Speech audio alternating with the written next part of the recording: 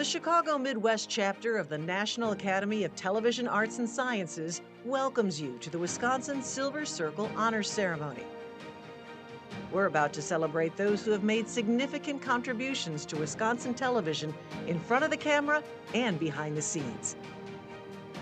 Here's a sneak peek at our honorees. Jeff Kiernan has led some of the country's finest television newsrooms during his 40-year career, including WTMJ in Milwaukee and WBBM in Chicago. Now the Vice President of Local News for the EW Scripps Company, he's praised for his commitment to excellence in journalism and the ethical responsibilities that come with it. Journalist, author, and educator Patty Lowe brought national attention to issues affecting Native Americans. Lowe, a member of the Bad River Band of Lake Superior Chippewas, worked at Madison's WKOW and Wisconsin Public Television. She was also a beloved professor at UW-Madison and Northwestern University. 2 decades ago in Milwaukee, WITI newscast producer Carrie Doctor sensed the endless possibilities of streaming live news and taped content. He's been on the digital side for 20 years now and continues to lead the newsroom through digital evolution. WDJT General Manager Ann Brown has been a powerful presence in Milwaukee television since 1998. Competitive yet compassionate, Brown strives to create a positive workplace focusing on quality storytelling and community involvement. Bill Jartz spent the bulk of his career at WBAY in Green Bay, first as sports director, then news anchor. He's been honored as a local broadcast legend by the Wisconsin Broadcasters Association and earned a Governor's Service Award for his unselfish donation of time to charitable events. Al Lancaster was Vice President and General Manager of WSAW in Wausau for half of his 40-year career. Under his leadership, WSAW was named Station of the Year for 6 consecutive years and won numerous regional Edward R. Murrow Awards. Chief Meteorologist Mark Baden started at Milwaukee's WISN in 1997 and never looked back.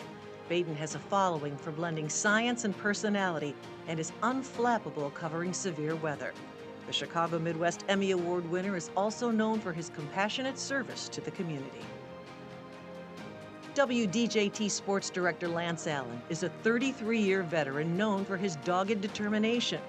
His extensive background spans the Packers TV network, the Badgers radio network, and IndyCar. The National Sports Media Association has named him Wisconsin Sportscaster of the Year 3 times. Now it's time to honor the best of the best. Please welcome the president of the Chicago Midwest chapter, John Shipman.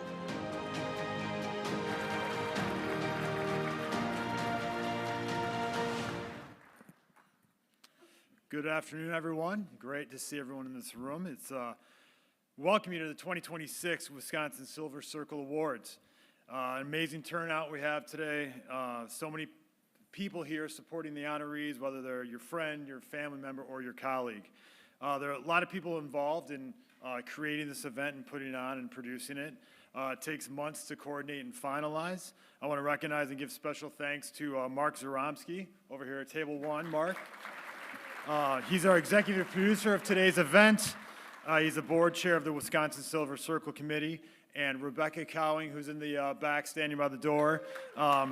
She is our executive director for the Chicago Midwest chapter, and I just want to thank them for all their hard work. These events are really important to our Chicago Midwest chapter, and we have so much going on throughout the year. We invite everyone to get involved with the many workshops we offer, obviously the annual Emmy Awards at the end of the year, and most importantly, becoming a member. Please take a look inside your program sometime today for more information about a membership. We're very proud as a chapter to also offer several scholarships to college and high school students. Since the mid-90s, we've awarded more than $680,000 in scholarships and up to $36,000 each year. So we really support the younger students who are going to eventually have our jobs. So it's a great thing. So we also ask you, as a member and also being here today to also look and see there are ways to contribute to the scholarships. Okay, so now it's time to get why we're here today. We're really excited for today's honorees. You'll recognize their names because they dedicated at least 25 years or more to the television and media industry and have had remarkable contributions to local broadcasting. When planning an event like this, obviously you need to find someone who's qualified to MC and introduce all our honorees. We have found just the right person for this afternoon. Ted Perry is Wisconsin through and through. April 1st, 1993 was his first day at WITI-TV, and more than 30 years later, you can still watch him as part of the nightly news team along with being their special projects reporter. Ted has seen it all, from Super Bowls to Rose Bowls, the RNC, the DNC, even crossing over the oceans, covering events in Moscow and Somalia. But he has never forgotten where he came from and appreciates a small-town feel and a certain burger establishment that now has a plaque in his honor above his favorite seat as he enjoys a butter burger from Solly's. I'm unfamiliar with it, but I'll have to try it sometime. He's a 2016 Silver Circle inductee, and we're thrilled to welcome him back to the stage this afternoon. It's my pleasure to introduce your MC for today's event, Ted Perry.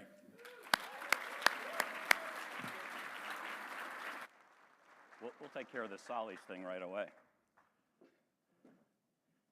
Great. We are only 5 minutes off schedule. Thank you for being here, everybody. Thank you. What a great-looking crowd.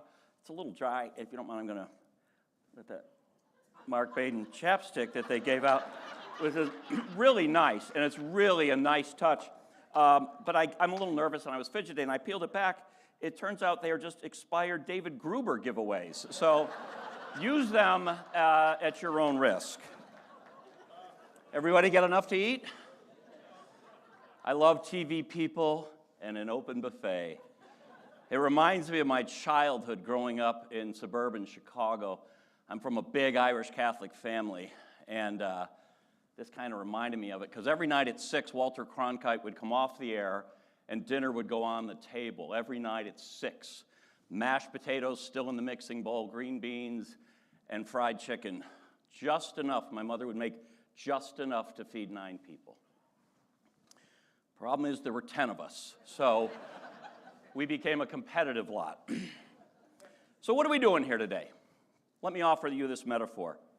Because every night at midnight, every TV station in the state is given a fresh canvas, a blank canvas, and it's your job, no, it's our duty, to fill that frame the way you choose to paint it. The only rule is that you have to fill in the whole frame, because even leaving a corner of that canvas uncovered, leaving it blank, that's unforgivable. Now, you may choose to paint a picture full of facts and leave perspective to the viewer. You may choose to paint an educational picture, an entertaining one, an avant-garde, all of the above. There's no wrong answer here, folks. It's your canvas, and no one will judge you, except for the connoisseurs of this art. They may gravitate to another painting, or another wing of the museum, or another museum altogether, if they don't like what you're hanging in front of them. And painting that picture, well, let's be honest, several pictures, all day long, 7 days a week, 52 weeks a year, it can drive some artists mad. Vincent van Gogh might not have made it in our industry, and if he had, engineers will tell you that's an interesting IFB challenge. Now, many who can't or won't meet this constant demand, they'll simply break their brushes in frustration, and they'll go to work for the paint companies or the canvas makers where the pressure isn't so constant. But they're home by 5, and they've got good dental, and there's no shame in that. Today, we're here to celebrate the artists, the 8 artists who have churned out decades and decades and decades of masterpieces for the world, certainly Wisconsin, to admire. I want to be very clear about this. This is not a longevity award. This is not a perfect attendance award. It's a declaration of sustained creativity and hard work. And I come here this afternoon to be a champion of all of your paintings, to celebrate the way you've decided to fill your frame, because, to paraphrase Dave Matthews, tomorrow we can go back to being competitors, but tonight, let's be friends. Because we gather to honor these artists, these 8 artists, because we know how hard the process is. We know how scathing our critics are, and we know how fickle the connoisseurs of our work can be.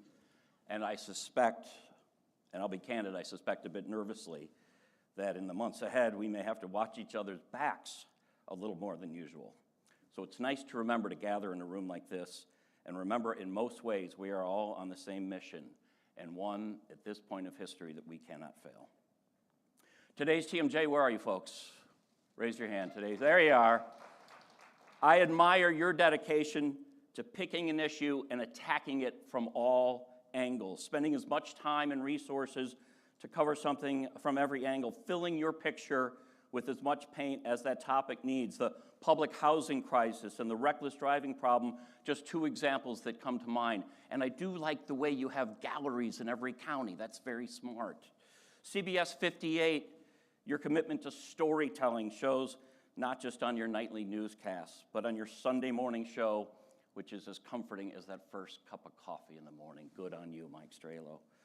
WISN 12, there's a reason your numbers are what they are. Crisp, flowing newscasts served up by professionals who clearly love this state, a strong management team, a Sunday morning political show that's a must-watch for news junkies, and your weather guy is pretty good, too.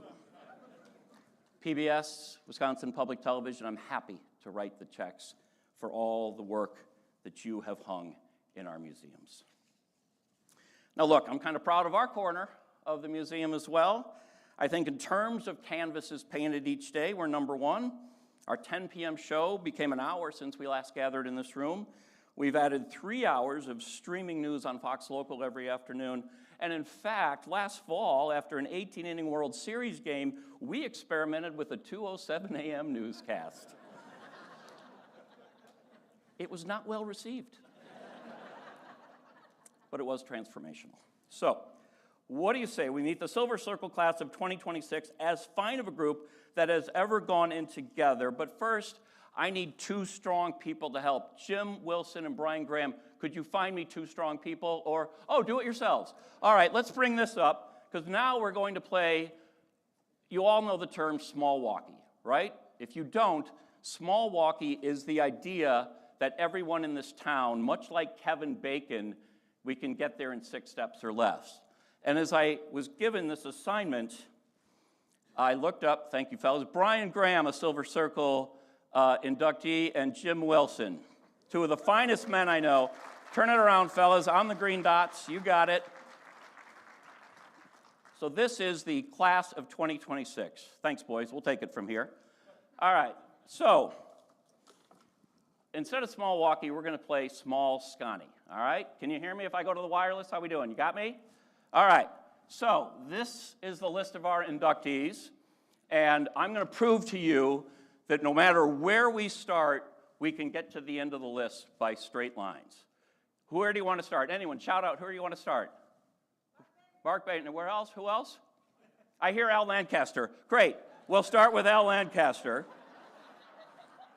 This is audience participation, you're allowed to speak up. Al Lancaster from WSAW up in the North Woods, the gem of the North Woods. Al's been the general manager there for more than almost a quarter century, right? 23 years up there. But you know what? You know who else started at WSAW? Bill Jarts. That's right, Green Bay. You may have had him, but he didn't start there, right? Where did Bill play college football? Anyone? Northwestern, that's right. And who teaches at Northwestern? Patty Lowe, Professor Patty Lowe. But Patty Lowe has a degree from where? PhD, University of Wisconsin-Madison. By the way, nice ad for you and Lance. Myra, did we get one when we went in from the UW? We did not. Okay, I don't know what's going on there, but excellent sucking up, Lance. All right, so we go to Lance here. Lance is fascinating. We can go almost anywhere from Lance, but let's go to Ann Brown, CBS 58 General Manager. Ann Brown came to this city 25 years ago? More? 35 years ago? Less? Okay, in there. She worked at WITI for many years, now running the show over at CBS 58. But for 2 decades at least, she worked with Carrie Doctor from our digital department. Carrie, we're getting to you, don't worry about it. Carrie Doctor actually started his career at WTMJ Radio, as did Jeff Kiernan. Fact check me on Jeff, right? All right.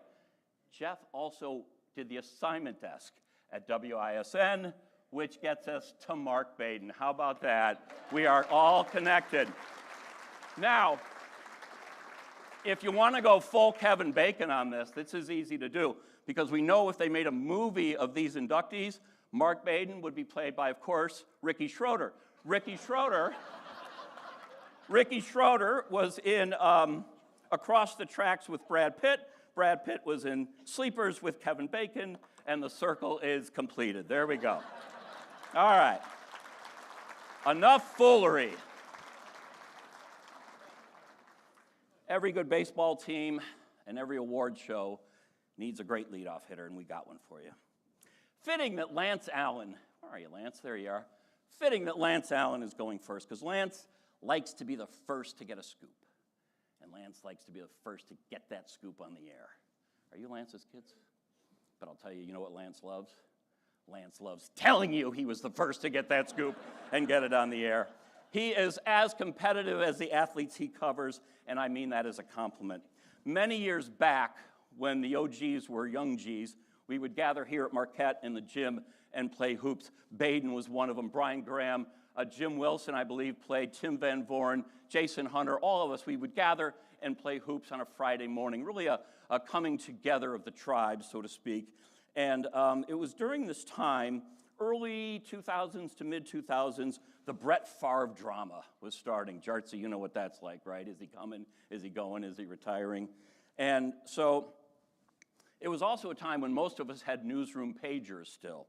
And when we played, we would line them all up on a bench. And frankly, it looked like the lost and found of a drug dealer convention. There were so many pagers lying around. And my team, Shirts, was playing Lance's team, Skins. And Lance takes off his shirt. Stay with me on the wireless here, fellas. And on his basketball shorts is a pager.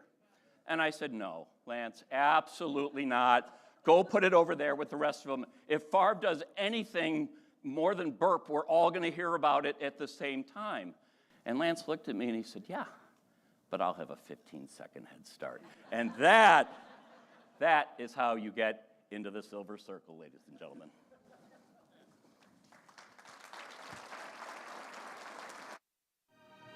Hey, Lance. Lance Allen. Lance. My very good friend, Lance Allen. Go to Lance, my good friend Lance Allen from Milwaukee. He's our guy telling the sports story.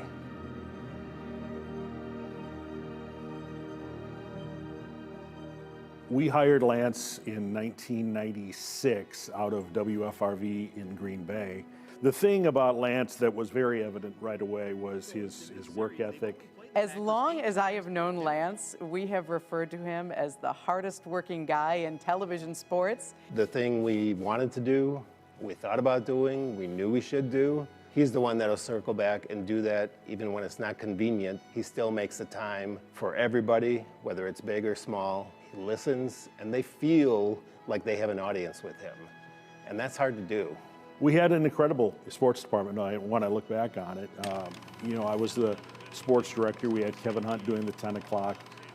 Lance and Jesse were both there and doing wonderful work. So between the four of us and Rick Reprock, an integral part of what we were doing as sports producer, those are really, as you say, the golden times.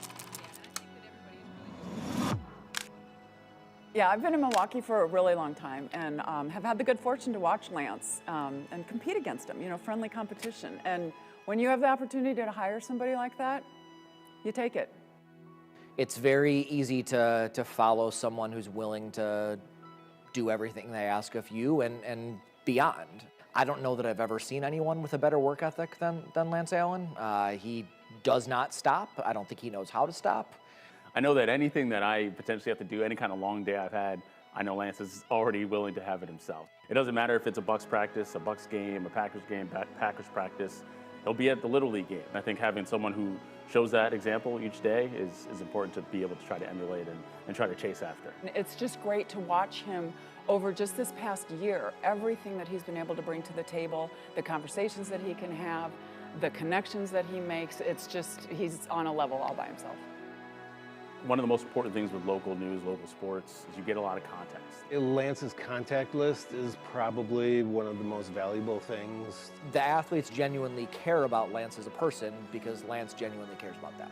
It's listening to somebody telling a story and building that connection that you can go back to later and draw upon that. But let me tell you, he puts in the man hours on the phone to get there, and I'm exhausted just thinking about it. Lance, congratulations. Your success comes as no surprise. Lance, congratulations on this amazing award. Lance Allen, congratulations, brother. You deserve every bit of it, man. You always had my back, and I'm going to try to keep yours, man. But I hope the award is a gold booster seat so you can finally touch the pedals. Love you, brother. Congratulations. Grave digger, out. This is Kevin Harlan of CBS Sports congratulating my very good friend Lance Allen. Hey, Lance, congrats on the Emmy, Silver Circle, well-deserved. You're one of the great guys. I always thought a lot of you. Lance, J.J. Watt here, and I just want to say congratulations on your entry into the Silver Circle. You are more than deserving, my friend. So many years of dedicated commitment to your craft and honing it and the relationships and the friendships that you've built. And I'm very thankful. My whole family is very thankful.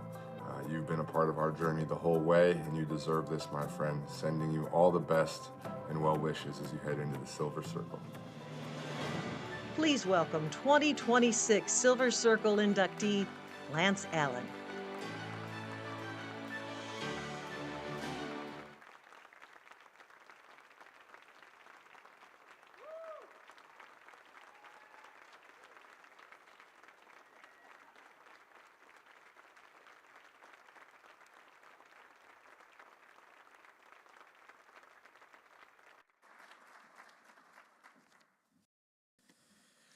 Woo, thank you. Ted, thank you, I think. You know, that was a little bit of a mini roast. That's good. Mark, thank you. Needed a little convincing, but I appreciate your faith, trust, all that good fun stuff. And you are not going to be happy with me when you get the cameo bill, but we'll figure that out later off that thing. Where's Baden? Baden, we came in 96 and 96. We were the young punks, guys, whatever. Now we're the old farts. What happened? Seriously. Yeah, exactly, yeah. I'm the only one that grays. Apparently you don't. But I already see I'm down to 340, so typical of a newscast. Talking about weather already ate up about 20 to 30 seconds, so, you know what I mean? Sports guy always gets the short shrift, you know what I'm saying? Unbelievable. All right, I have a lot of people to thank and a long way to go in 3.5 minutes, but we're going to do this.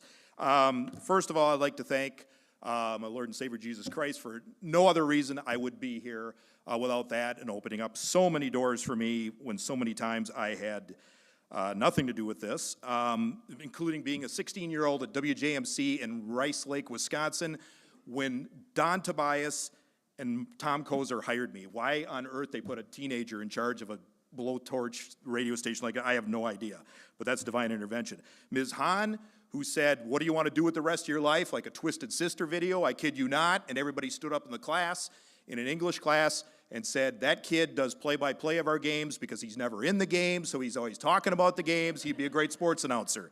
So that's where it all kind of started. Mr. Albrecht, Mrs. Gifford, Havener, Popko, Larson, Anderson, thank you so much. Dr. Panier at UW-Barron County. I knew I wasn't going to be splitting atoms anytime soon and convinced me that that was a great place for me to start. James Hoyt, who went into the Silver Circle earlier, give him a round of applause. Legendary guy at Wisconsin, love him to death. Dave Kerpius, UW professor who scared us to death, and now he's the dean of the journalism school at Missouri. Absolutely incredible guy, thank you both. Craig Gashon, Mike Heller, interned under them, learned a ton, cut a weather demo under Elmer Childress. Yes, I kid you not. Once again, doors open. I did weather in Rhinelander. That was my first job. How that happened, I have no idea. Chris Oatman, somehow I fooled him. Al Cordamont that you saw in the video. Martin Kilcoyne, Joel Goldberg. Hunts, you're out there. Thank you so much. JFW days were awesome and learned so much. Then you get to Green Bay. Larry McCarron, you saw him on there. Mino, Burke, great stuff. Dennis, Kevin, Jesse, Rick. Rick, you were the glue. Dennis, thank you for taking the time to hire me. Super team doesn't even describe it. Jeff, thank you for hiring me. You can either thank him or you probably get blame as well, but Jeff hired me and brought me to town. Goucher Jacobs, Milan Meekins, Susan Kim's here, Charles Benson's here, Kent and Tony kept us on the air. You got Jimmy up here, Jim Wilson, Gary Rysted, so many people that helped me, and I can't thank you enough. We had great people, Dan Seelan, Jim Prather, Mark Strakota, Steve Wexler, GM's news directors like Kieran Laporte, Barra, so many great people that helped me. My new family, Channel 58, Ann, Jesse, I see Scott, Joe, Jesse, Mike Strela, always want to work with you, Amanda, Sarah. I'm going to run out of time if I keep naming everybody, but thank you so much for accepting me and having the faith and trust in me. My parents, I get my stubbornness and my ability to never or very rarely say no, which is sometimes a good thing. Trust me on that. For my family, everybody knows that there's a me and an I in media, and there's an I in journalism. I left on Christmas morning. I worked weekends. I worked nights. I worked holidays. And they allowed this Wisconsin kid to live a dream, and I can never, never, ever pay that back. I'm more proud of your accomplishments than I am of mine. I'm going to wrap this up. I got 10 seconds. I'm going to go over like weather just a hair, all right? I tried to do it in 4, but I'm going to get it done. I will treat you like I treat every middle school, high school class, or college class that I go into. I am a normal guy with a cool job who got to live a dream, who wasn't good enough to play sports, even probably at the college level, let alone any other level. But yet I got to tell the stories of people that I greatly respect and tell the stories of people who did things above and beyond what they could ever do. And I know that hard work pays off because I had nothing else. I said to myself a long time ago, I'm going to outwork everybody and put in the prep and do whatever it takes. So thank you, thank you. I want to thank Jim, Tony, the rest of my family out there, Kim, Rick, Evan, all you guys. I just see faces, Jerry, Bill. I'm seeing so many, Natalie. I'm seeing so many faces that have helped me, and I appreciate that. Hard work pays off. Dreams come true. Tough people don't last. Tough people do. Thank you very much. This is not a retirement award. I'm going to be around for a lot longer, so thank you.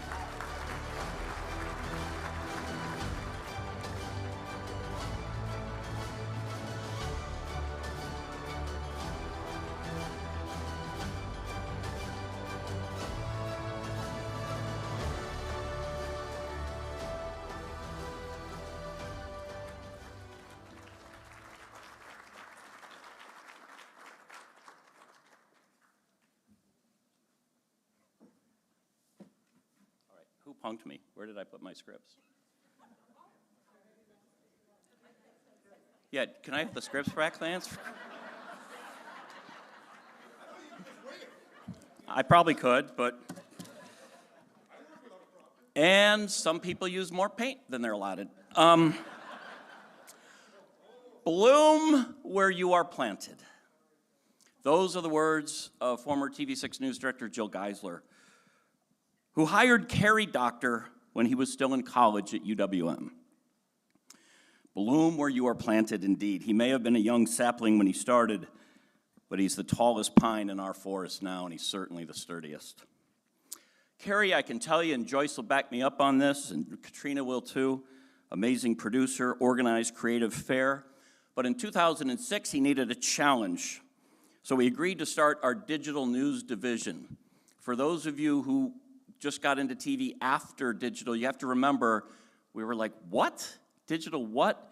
We treated it like the little brother your mom made you take to the park when you were playing baseball with your friends, and you did it reluctantly, and then one day you look up and digital is the starting center fielder for the Yankees. And you say, how did that happen? Well, in our case, Carrie Doctor, that's how it happened. Photojournalist Eric Litzheim, editor Dave Machuda, and I put together a little tribute to Carrie. And we were going to show it to you, and then I just had an epiphany that we're not going to do that right now. It's not proper. Because I think to really honor Carrie, you should all go to the Fox Local mobile app and see the story there. Now let's get to our next inductee. How do you like it when your stuff goes straight to digital? It's not so fun, is it? Welcome, everybody. Carrie Doctor to the Silver Circle. Carrie Doctor has 2 gears. There's regular fast, and then there's hyperspeed. You see, he types fast, walks fast, even sort of talks fast. If you're able to help us out with that, great. He moves like a man whose to-do list is an hour longer than the time allotted to do it. We should know in the next half hour. I think if I had to pick a person who embodies what makes this place great, it would be Carrie. He means everything to this place. Since he started as weekend assignment editor in 1990, working his way through the producer ranks, first on weekends, then on mornings, then to the 5 p.m. and eventually the 10. How are we doing on the 1:30? What is this title again? I'll keep you in the loop on that one then. His kinetic energy has been a sight to see. If you have a question, Carrie can answer it if you can catch him. If something were breaking, Carrie would sprint back to the manager's office and then run through the newsroom. The assignment desk used to be up on that platform. And then jump onto the assignment desk. On the little ledge on the platform and hold up and be like, Bruce, Bruce, Bruce. I was like, who does this? He was like always a ball of energy, and that hasn't changed. If you think the RPMs are churning here, just see how he blows off steam. Field producing Harley-Davidson reunions turned him into a biker. The open road being the best tonic to newsroom stress. In 2006, he veered not onto the road less traveled, but the road that had yet to even be paved. He makes a major career shift and then becomes the person shepherding us into this new era and really leading the charge. There was one person, Carrie, that launched us into this digital age. He was a department of 1. It's now a digital department of 5, unanimous in their admiration for the man changing how we distribute the news. Every day, he's excited about what we're gonna do. He's excited how we're gonna do it. If there's any opportunities to really showcase stuff. He'll get off a digital call and I hear him go, oh, my head's just swirling and I don't know, it's a lot of stuff and it's really a lot of information and what am I gonna do with all this and how are we gonna get it done? And then he gets it done. 2, 1, hit it. Through COVID, through the Great Resignation, right, a lot of newsrooms experiencing high turnover, Carrie's team remained entirely intact, no turnover for a couple of years. And in that environment, that's insane. Carrie's love of 2 wheels includes the motorless kind, which, while less fast, still requires balance, a skill he's mastered in life. The only time I see Carrie slow down is when he talks about his grandkids. He goes home and knows what kind of ranks number 1.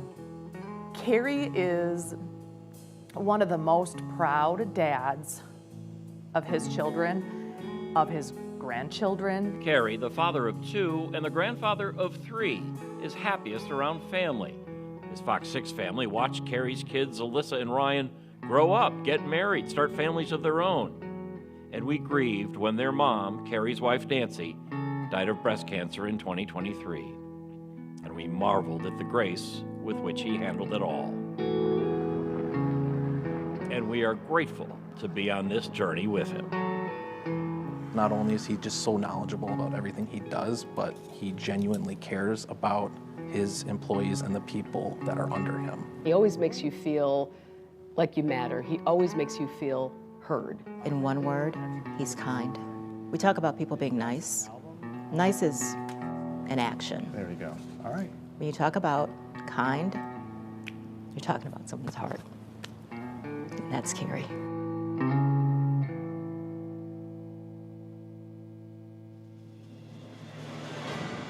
Please welcome 2026 Silver Circle inductee, Carrie Doctor.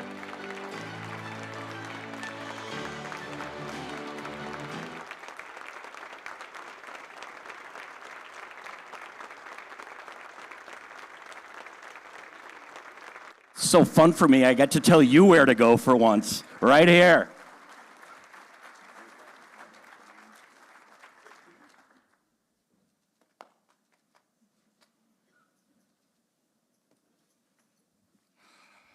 All right, getting a little older here, so I got to break out the specs. Give me just a moment. There's a reason I'm behind the camera and not in front of the camera, and this is one of those reasons. First, thank you to Ted, photojournalist Eric Litzheim, and editor Dave Benchuda for that video. I have no words. Thank you to those who nominated me, the Academy, my fellow news managers who are all back there, colleagues and the digital team.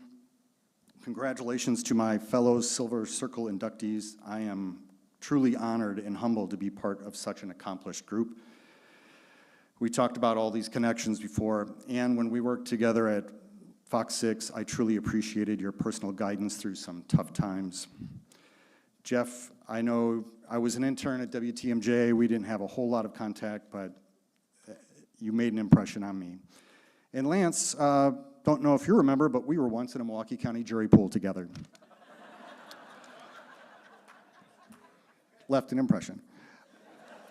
All right. So I'd like to tell you, journalism was always the plan, but that's just not how it happened. I actually kind of stumbled into this field. You see, back in 1985, when I was a junior in high school, our semester project in English was the dreaded career paper. The first assignment was to explain what career we chose, why we chose it, and what we hoped to learn. Only problem was I forgot to do it. On the morning that first assignment was due, I'm sitting at the breakfast table watching John Drilling and Joanne Williams do the morning news, and I realized I hadn't picked a career for the paper. In a moment of panic, I chose broadcast journalism. I cranked out that first assignment and turned it in. Fast forward a couple of years, when I got to student orientation at UW-Milwaukee, they asked the same question: what do you want to do? I kind of scratched my head, but the only answer I had at the time was what I researched in high school, which was broadcast journalism, so I went with it. That's literally it. After I was hired at TV6 in February 1990, I popped my head into the office of my then boss, Jill Geisler, to show her the letter she had written back to me during that career paper process. It said, quote unquote, maybe we'll work together someday. I thought that was pretty cool until she said, Carrie, hate to break it to you, but that was a form letter. Still, it worked out. What I didn't see coming was how much I would love the writing, the people, and the sense of purpose that comes with the job. I'm incredibly grateful to Jill for hiring me at TV6 during my final semester at UWM. I know how rare it is to spend an entire career in one newsroom. I never take that for granted. I wouldn't be the news writer I am today without Roseanne St. Amand and Mark Concannon, who took a rookie producer under their wings for a couple of years. And later, Ted and Joyce Garbasiak, who I had the privilege of working with daily for more than 10 years. Their trust, guidance, and friendship mean more than I can say, and I try to pay it forward to younger producers today. I want to thank my parents who are here today. Mom and Dad, so much of who I am comes from you. And Nancy, well, none of this happens without her. She would love all of this and enjoy seeing me sweat in a brand new suit. In our 31+ years of marriage, we supported each other through overnights, second shifts, long hours, countless health challenges, always believing there was a purpose in our work. She spent more than 30 years teaching in Milwaukee Public Schools while bravely battling breast cancer. Last and certainly not least, to my kids, Alyssa and Ryan, their wonderful spouses, and now the grandkids, Sophie, Nathan, and Charlotte. I can't get enough of those little people. You all are my world, and that will never change. Thank you.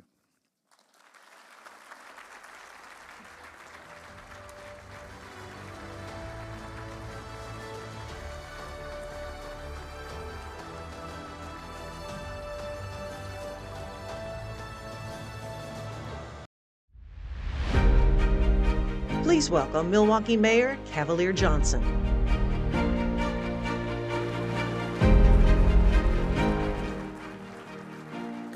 All right, well, good afternoon, Silver Circle. So great to see you all again for another year. Ted, I'm going to make sure that I don't take your script like some other people in this room here. Lance, I'm looking at you. You know, so in a time of pretty dramatic change in media, one thing remains constant. And this is why I enjoy coming here, seeing you all in person, having the opportunity to actually talk to you, because you guys are the dedicated, creative people that are the driving force behind great communications that we get to enjoy, not just here in Milwaukee, but all throughout the state of Wisconsin each and every single day. The people that are honored here today, they reflect that. They've got accomplishments, they've got longevity, and these are individuals who have earned the respect and the trust of not just their peers in this room today, but also the audiences that they serve, again, not just here in Milwaukee, but all throughout the state of Wisconsin. And as an aside, I don't want my news to come from an AI bot. I don't want that. I don't want some freelancer out there making stuff up on social media. I want to get my news from somebody that I know, somebody that I trust, somebody I get to watch every single night on the news. And that is what you all represent here in this room. That said, though, we are in an age of really rapid and constant change, an era of change. And that, I think, is pretty evident. Just 2 days ago, I'm sure that you all are aware that my comments were transmitted not just by your television stations, but also instantaneously on social media. When our honorees began their television careers, the 10 o'clock news, if there was a conference that happened at 10 o'clock in the morning, that was still fresh by the time the 6 o'clock news came in the evening. That's not quite so true these days. Change is a big part of the television business, and everybody here has embraced that reality. And I would anticipate that there's even greater change that's going to happen as we keep moving ahead in the years to come. Even in the midst of that change, video, and the kids tell me this all the time when I go to them, they like to see videos, these short burst videos. I think it's going to remain a constant feature in our presentations, and it will continue to be a leading method for viewers to understand the world in which we live, a world in which there's a lot of change that's happening right now. It's a form of communication that's here to stay, and if for no other reason, the fact that all of us are carrying around I got two, things to view the news on in our pockets on a daily basis. So I join in congratulating all of the honorees, Al, Ann, Bill, Carrie, Jeff, Lance, Mark, and Patty. You all have established high standards, very, very high standards in broadcasting, and earned today's recognition. So congratulations. And when I see Gilbert Brown next year at his annual football clinic that he does for kids here in the city of Milwaukee, I'm going to ask him to make sure he gets me a matching booster seat, Lance. All right. Thank you, guys.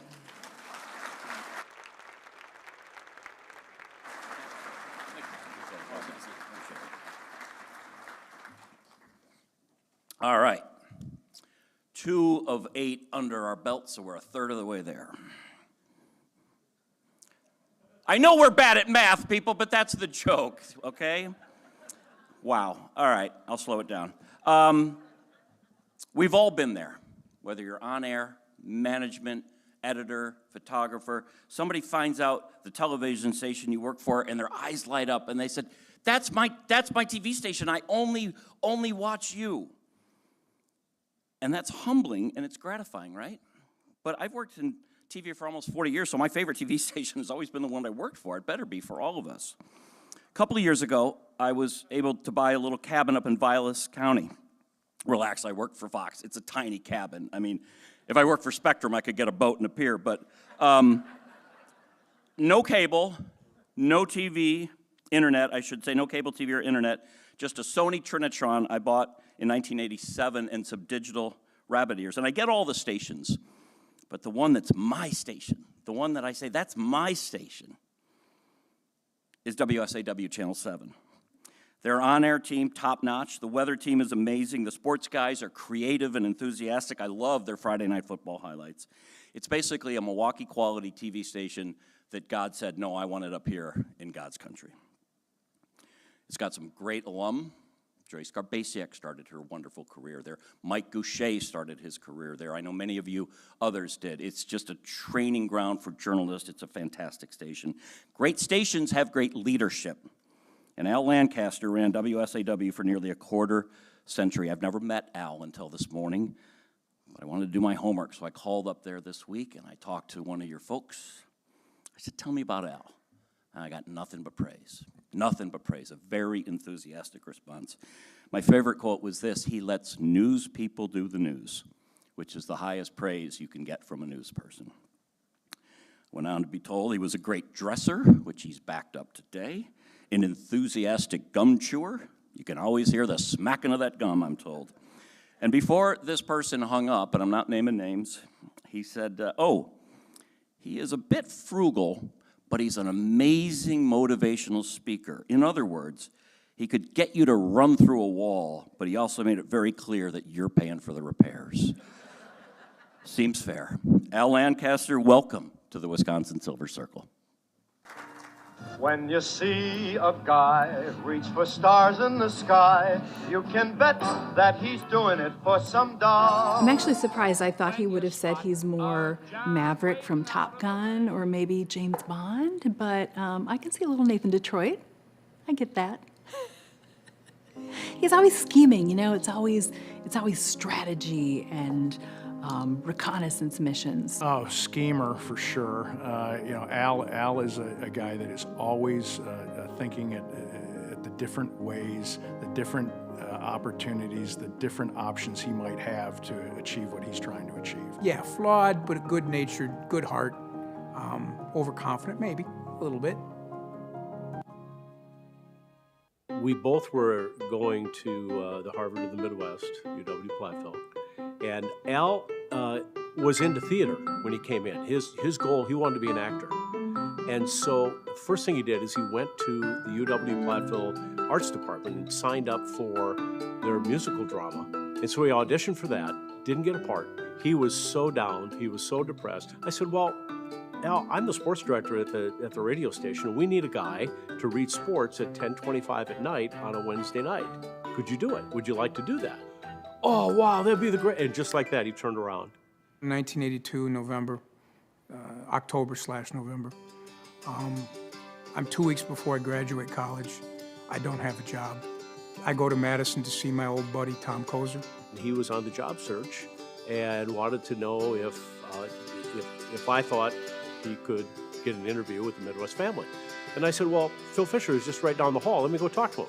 I'll tell you something most people don't know. If I didn't get the job in lacrosse, and it's the only interview I had, I was already signed up in the Marine Corps. And so I would have been probably a communications person or a recruitment person in the Marine Corps. That's what I would have done. That was my plan B. When I first met Al, when he first came to the station, we actually had a staff meeting upstairs, and I vividly remember he walked in, he had his sleeves rolled up, and looking at him, he had a little bowl of sweat rolling down his face. And as I got to know him a little bit more, he told me that he was planning to be in Wausau for about 2 or 3 years because his goal was to move up to the larger markets. At that same year, Gray Television buys Channel 7, and Bob Smith becomes my new boss. The station changed at that moment. You had the right anchor, you had the right boss, and you had the right owner. And I stopped longing to move to another market and really look at what you could do here. This is a heritage station in Wausau. This was Wausau's first station. 2 airplanes have crashed into the World Trade Center in an apparent terrorist attack on our country. What I really remember about that time when I think about Al is how during the time of need, he took this TV station and opened it up to the community and let us know what it means to be a general manager of a heritage television station. I think somewhere along the way, he also became very competitive. And so anyone who works with Al will tell you that he hates to lose, really at anything. Working with Al is intense. We're here to win. That's what we do. We want to be a good corporate citizen, and we want to do all those things. But at the end of the day, you need to win. Win, whether it was the rate, win the order, win the community. It was all about being successful. And then if he wasn't, okay, what did I learn from that? How do I get better? What do I do next time? A little station that could, I guess, if there was a theme, that's the one I'd hang on to. Please welcome 2026 Silver Circle inductee, Al Lancaster.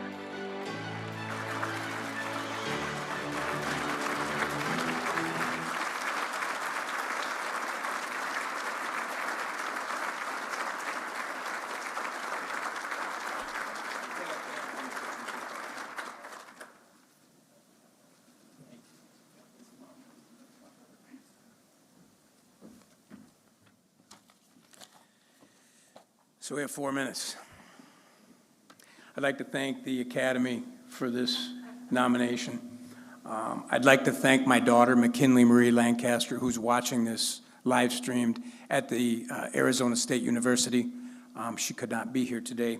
Thank you, McKinley. I'd also like to thank my girlfriend, Jen Soley, and my peeps from Wausau that came all the way here today and surprised me. My story starts in Argyle, Wisconsin. And for those that are not familiar, it's a little town southwest of Madison, about 45 miles. I was born and raised on a dairy farm. I milked cows. I worked in a cheese factory. I went to the University of Wisconsin-Platteville. Tom Kozer was my RA my freshman year in college. That's just crazy luck because he's a Hall of Fame broadcaster. He owns a group of radio stations, and he meets me when I'm 17. He graduates college and goes to Midwest Family Radio in Madison. I graduate the next year, and he introduces me to Phil Fisher, who sends me to Bill Mann and Dick Record in La Crosse. My first sales job was for those two gentlemen, both Hall of Fame broadcasters. I could not have had better teachers right out of the gate. What I've learned from Bill Mann in sales carried through my entire career. Dick Record is one of the best operators in radio. From there, I heard the TV guys don't work as hard and made more money, so I tried to get closer to home in Madison at WKOW. So in 1985, I get a sales job there. The face of my station was Patty Lowell. We had Patty as our anchor at 6 and 10. I was very excited to work in television in my home market.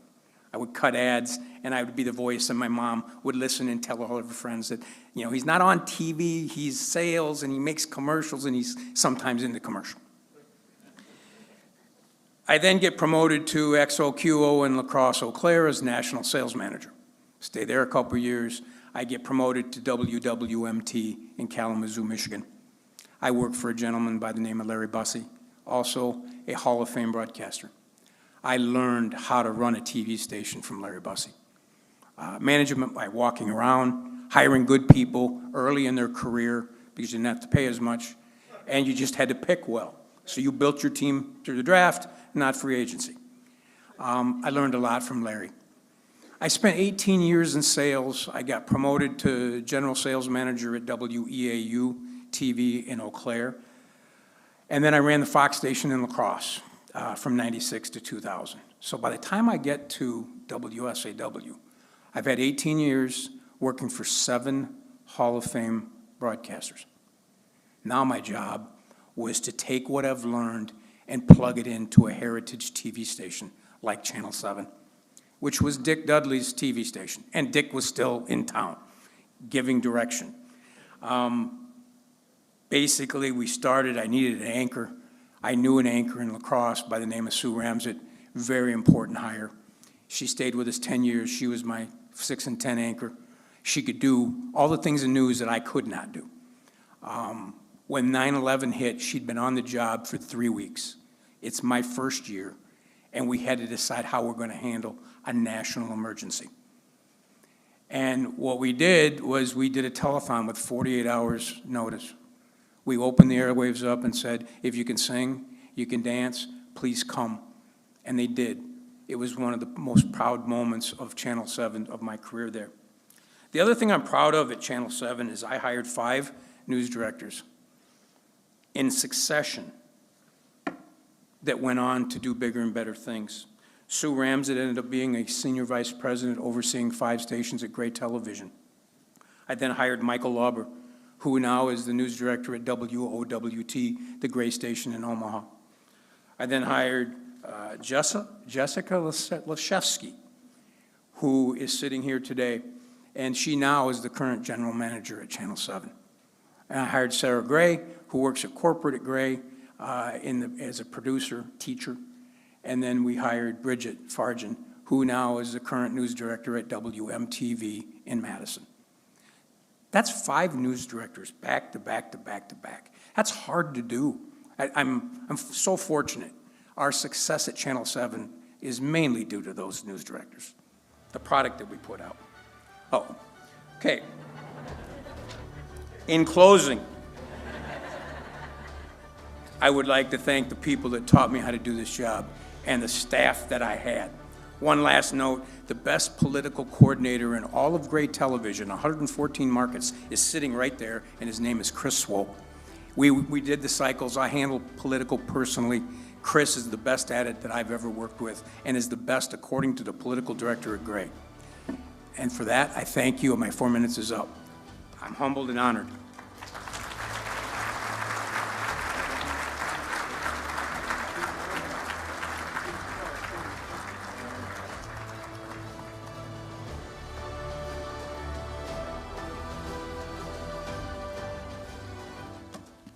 Thank you, Al. It was fantastic, and welcome to the Silver Circle. Long before any of you saw Bill Jarts on television, I saw him live, performing at a different venue. You see, before my family moved to Baraboo, Wisconsin, I lived 6 blocks from Dike Stadium, home of the Northwestern Wildcats, the team Bill played for. And after our grade school games at St. Francis Xavier Grade School, threw that in for you, Father, we would ride our bikes over to Dike Stadium, and the guards would go, seriously, come on in, bring a friend, bring 2, it's fine. And they were going through a rough patch then, let's be honest, but they were our heroes. None of us were smart enough to get into Northwestern, but they were our heroes. They were our hometown Big Ten team. And they were our heroes, like I say, and Bill, I will never forget that game when you guys held Michigan to under 70 points. Oh, did it move us. Oh. Now, if you're mad at me, I ran that joke by Cammie, and she said you have to do it. So blame her. But Bill was a lineman. Those of you who don't know football, they're the ones who do the heavy lifting so others can get the glory. His longtime co-anchor, Cammie Rapson, told me that makes sense because it was during his career that Bill Jarts put other people's glories first. It's just how humble he is, and it's the way he treats people that cannot be replicated. Now, he's going to get up here in a second, and he's going to tell you he's just a farm boy from Clintonville. But you know what? That farm boy from Clintonville's in the Silver Circle. Welcome.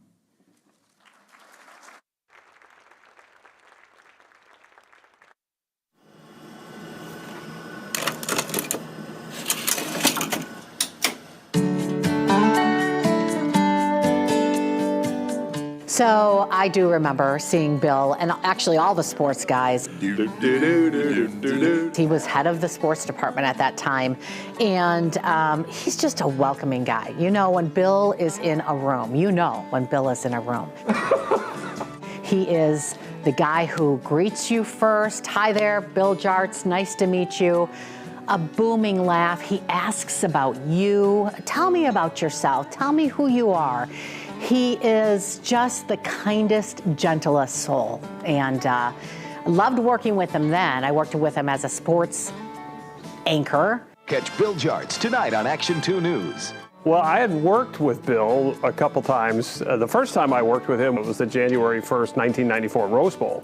I was working in lacrosse, and all the ABC stations went out and kind of worked together on a special because it was such a monumental occasion for the Badgers to get back to the Rose Bowl. And that's the first time that I had worked with Bill, and I had known Bill before I came to Green Bay, and we had also, obviously, with my time in Milwaukee covering the Packers, I certainly crossed paths with Bill quite a bit. But to work with him was to live what everyone else said about him. Ladies and gentlemen, Billy Jarts, the champion. Congratulations. Where was I going to touch? And that, I mean, that's the magic of Bill. He is an incredible human being. Take the broadcaster away, he's an incredible human being. And then when I got the chance to work with him as his news anchor, it was just heaven. And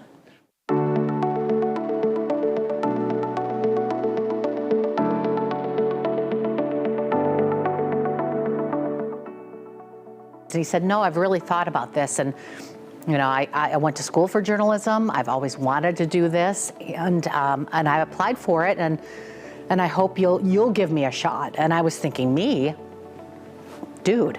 So we did a run through, and it was easy. It was super easy. PCBs dumped into their local landfill. But many of those neighbors came for a chance to speak out. And worked nearly 27 years together as a co-anchor team. Well, it's a pretty long run. But when you had him off camera, he was telling you stories, he was roaring, he was laughing, he was making you laugh, and he has a way of sharing things with you that you just felt like you knew him. From the very beginning, he never was looking over my shoulder. He never said, you should do this. Was he there to answer questions and be there if I needed some advice? Absolutely. But he never forced it on me. He never said, this is the WBAY way we do sports. He let me do it, and I'm forever grateful for that. The thing that makes Bill Jartz stand apart is his overwhelming commitment to community. Overwhelming. Fresh slaves on the dance floor. Put another quarter in the jukebox, baby. Woo-hoo! He always put nonprofits and causes and auctions. He would put those in high esteem. He was honored to do those. They were never work for him. I mean, you talk about legends in broadcasting, you can now just put Bill's picture next to that phrase because he's done it all. And like I said, he's done it all as the same guy. And I don't know how many people can say that. I'm super proud of him. He's going to be the first one that says, I don't deserve this. I can't believe I'm up here. I don't think I don't know why they're doing this for me. But we all know why they're doing this for you. We do. We know because you're the best. You're the best.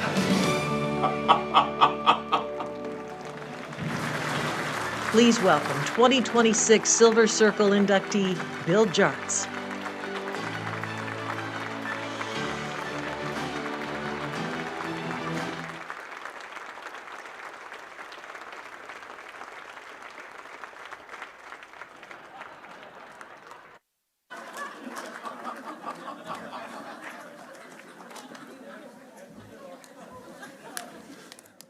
You just told me my Delta's name is Flounder.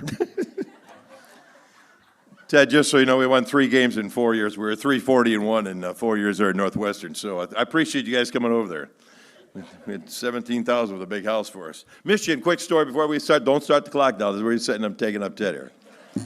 Michigan, our senior, we're supposed to play Michigan one year for our homecoming game, and the athletic director over there said, I tell you what, we'll give you $300,000 to move the game over to our house. Because at our place, they'd have about 30,000 people over there. They'd have 100,000. They wanted to make some money. But anyway. Thank you all, and congratulations to all the award winners today. I look around the list, and what an incredible list of people who made such a tremendous difference for at least 25 years in the state. Now, when I look at that list, I think of that song, that Sesame Street, one of these things is not like the other, and that's me.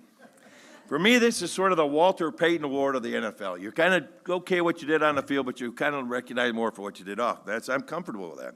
And like many of you, don't have a lot of awards or anything. My journalism work.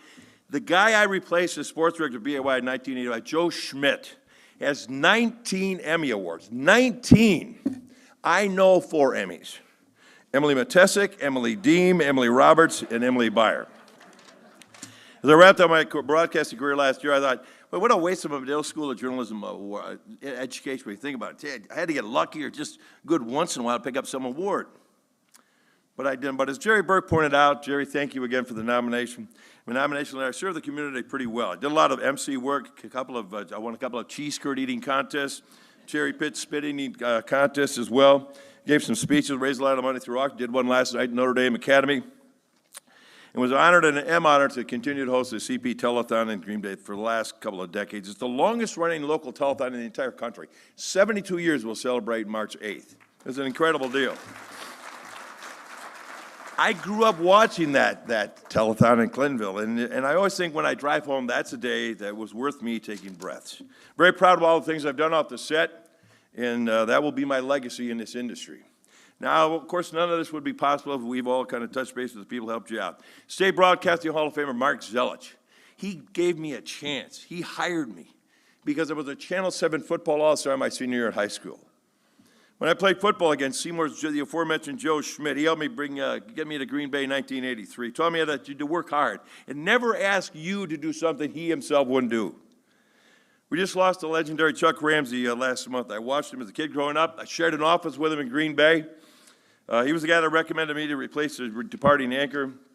And because he had such sway at the station, they gave me a shot. They said, he was in sports, he can do it. And it worked for me. I had the privilege of delivering part of his eulogy last week. what a loss that was, and what an honor that was for me. Now, I'm not a Mormon, but I do want to salute my 2 wives over my table. My real wife of 41 years married, whom I met while I was wearing black bell-bottom pants and a brown shirt in Wausau. We met on a blind date. She has since gotten her eyes fixed. She spent a lot of nights at home alone while I was out doing my thing. She's the fun one in our family, believe me, and a great supporter. My TV wife of some 30 years, Cammie over there. Thanks for the comments here, kid. Cammie and I shared the set for 9/11, murder trials, frustrating NFC losses by the Green Bay Packers, the Lambeau Field renovation mode, you name it. And for almost 27 years, we're a pretty good team. Jerry Burke, his wife Mary. Jerry was here last year getting a Silver Circle Award. Jerry wrote my nomination letter. We appreciate that. Jerry owned the Fox Valley. His retirement party, there were DAs and judges. I mean, it was the who's who. You walk in, oh my God, there's the judge and there's a judge and the DA. You own the valley, Jerry, and you saved my bacon one time when we came back from that state softball tournament. We had like 5 minutes to do a package, and we pulled it off. Thank you, my friend. Also on my table, John Devereaux, his wife, Jane. John was our chief photographer at BAY. Put a lot of extra effort into making me look pretty good when I switched from sports to news. Johnny, appreciate that. Will Santowski, Will the Thrill. There he is, right there in the gray or the brown coat. His dedication to the station is what makes BAY what it is today. Willie, thank you again. And Will's one of those guys that makes me look better than I deserve. Sound like Dave Ramsey there, don't I? Also my table, Carrie Clancy. Have Diet Coke will travel. She was the brains behind our Super Bowl run, our Rose Bowl trips, and I'll tell you what, you had the opportunity to work in really big markets with great people. You deserve that, because you carried me on your back for a lot of time. Also, Steve Lavin, the general manager, Tim Hunt, my colleague in sports, thank you. You know, folks, covered 3 Super Bowls, a Rose Bowl, NCAA basketball tournaments, been to Tokyo, Washington, D.C., and on Packer home games, I get to say, and that's another Packers first down. As Will would say, not bad for a former Clintonville trucker. Been a good run with a great bunch of folks. Thank you again.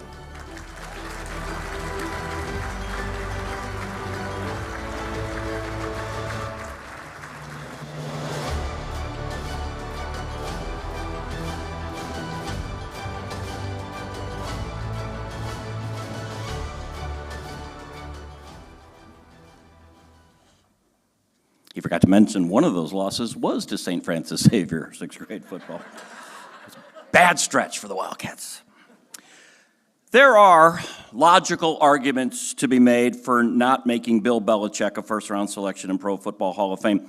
That's not a discussion for this morning. I'm just using it as a point of reference because there are no reasons why Dr. Patricia Lowe, is just now getting into Wisconsin's Silver Circle. Because in 2024, she marked 50 years in journalism. So if we had the money and the cost of gold wasn't so much, we would have turned this into a Golden Circle Award for you, Patty. But times are tight, so we're going to give you an IOU. Radio reporter, TV anchor, documentary filmmaker, author, professor, Dr. Lowe's achievements are nothing short of remarkable. I started watching her when our family moved to Baraboo, and then in college at UW-Madison, and I moved away for a few years down south, and when I moved back to Wisconsin in Milwaukee in 1993, it was so nice to see this familiar face on the air because she was the co-host of an amazing public affairs show called Wisconsin Public Weekend, called Weekend on Wisconsin Public Television. The show came on every Friday night, and my weekend could not start till it was over. Last night, I went on the YouTube and I watched old clips of past shows, and it was like watching a master class in how to conduct interviews. Fair, smart, balanced, knowledgeable, you own the room. Google them.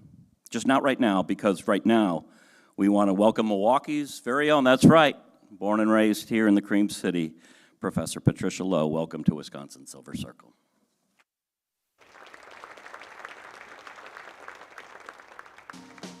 She's an anchor. She's a storyteller. As you probably know, Patty has an incredible energy. A debate moderator. She's a field reporter.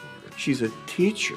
She really had the students first and foremost in her mind. Besides her sense of kindness, Patty has a great sense of humor. With regards to her savoir-faire, Patty had it in spades. When I went to the University of Wisconsin-La Crosse for my undergraduate degree, I actually didn't start in journalism. I switched majors 7 times. The first journalism class I took, I absolutely loved, and I wound up getting hired full-time to be a farm reporter, which was the wrong job for me because I grew up in Milwaukee in a housing project. So there I am doing radio news, and there was a push from the FCC to get more women into television, and both television stations in La Crosse called me the same week and offered me jobs. And I took the higher offer, which was at WXOW for $75 a week. I got a call from my old employer, WKOW-TV in Madison, and the general manager offered to pay for a master's and PhD if I would come back to Madison and anchor the evening newscasts again. When she was still at WKOW, and journalists will remember covering the boat landings during the spearfishing and treaty rights dispute in northern Wisconsin. You talk about knowing your subject matter.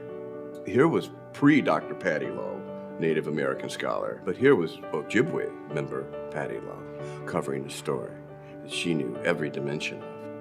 Hello, I'm Patty Lowe. Hey. While I was working in commercial television, I also transitioned into public TV. Patty co-anchored Weekend every Friday night. Remember healthcare reform? And it was an aggressive format. You know, over the course of an hour weekend program, we would have 5 to 6 talk segments. It's a lot of yakking. Well, I was really interested in political news. She has a real way of bringing out the charm in the most boring person. That comes in handy when you're talking to politicians. Really handy. They were actually very civil discussions, wonderful discussions, the kind that we don't see, unfortunately, in news and public affairs anymore.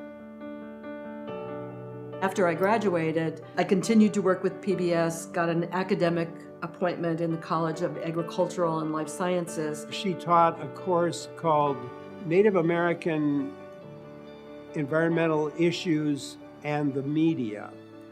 Students loved Patty. Patty's significant contribution here was the enthusiasm that she brought to developing classes for students that were experiential service learning projects. I took my undergraduates every year. I would take them to the Oneida Reservation in Wisconsin to help with the white corn harvest, to generate stories about food sovereignty and life on that particular reservation. I took my graduate students to the Bad River Reservation, my own reservation. It developed into a service learning project. She did it for many, many years, and it was a beloved class here at Medill. Patty is a naturally generous and kind person, and I think that probably made her a great broadcaster. That probably made her a great journalist, and it also makes her a great educator. When you combine that kind of devotion to bringing students in to the business of journalism with her own academic experience and a leading scholar among Native American academics, it's a 1-2 punch. Please welcome 2026 Silver Circle inductee, Patty Lowe.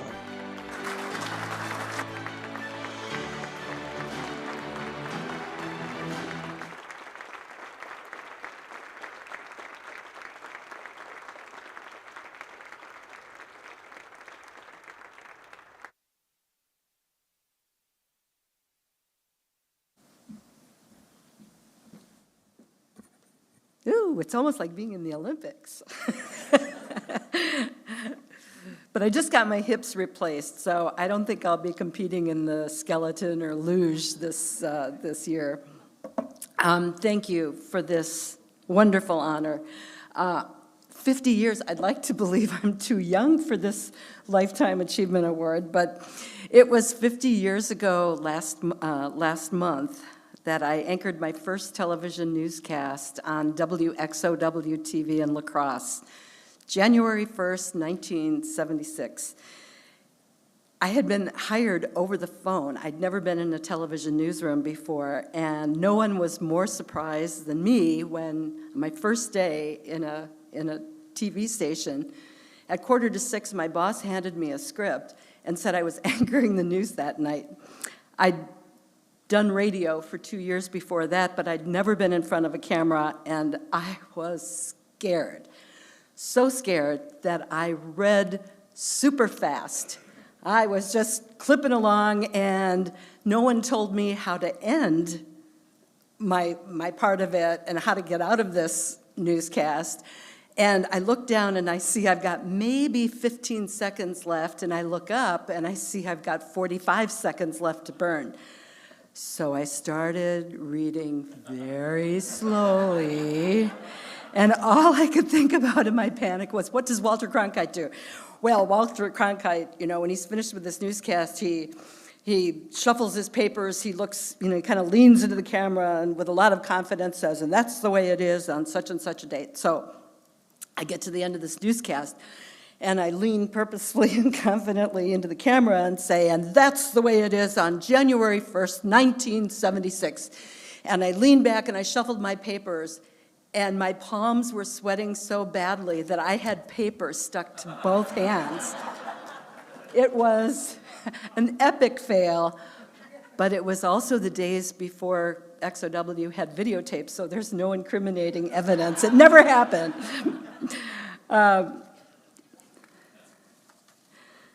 From that rocky start, I'm grateful to all the colleagues I learned from and who overlooked or helped me overcome my mistakes. I'm grateful to those in underserved communities, particularly Indigenous communities, who entrusted their stories to me. When I look back at some of the reporting I've done, it's those stories that I'll remember, the stories about treaty rights and sovereignty, documentaries that looked for solutions rather than just reporting on conflict. And I'll remember the work my team and I did for 20 years working with tribal teens in our Native American tribal youth media projects. We connected our teens to stories about climate change and the environment by having them create digital stories through interviews with Native American elders and Native scientists. We hope that through their digital storytelling, we'd help create the next generation of land stewards. I'm particularly grateful that I was able to be a journalist during the golden age of news, when many of the radio and television stations were still locally owned and operated, when you had maybe 2 newspapers delivered to your doorstep, and before spin doctors, social media, when anybody today can present themselves as a journalist, and where AI is making it really difficult to know what's true and what's fake. I'm grateful to my colleagues at WKOW, WXOW, PBS Wisconsin, with their high standards of journalism excellence, and I'm grateful for the path journalism provided me into academia, and especially to my colleagues at UW-Madison and Northwestern University at the Medill School of Journalism, who are nurturing the next generation of journalists. I'm grateful to my family and friends, the Nominees, who have joined me today. I'm particularly grateful to my husband, David Braga, who has been a rock for 30, I'll have to do the math later, honey. I know we've been married a long time. And I'm grateful to the National Academy of Television Arts and Sciences, who have honored me with this Silver Circle Award. And no matter how much he may want it, I'm not sharing this award with President Trump. Thank you.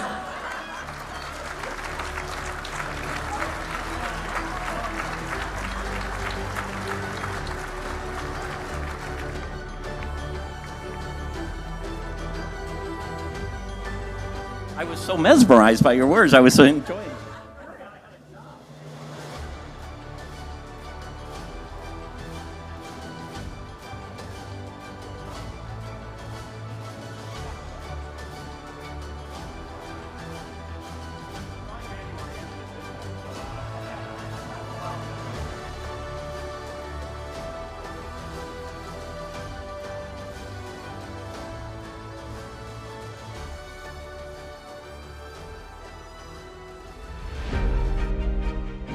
Please welcome the President and CEO of the Wisconsin Broadcasters Association, Michelle Vetterkind.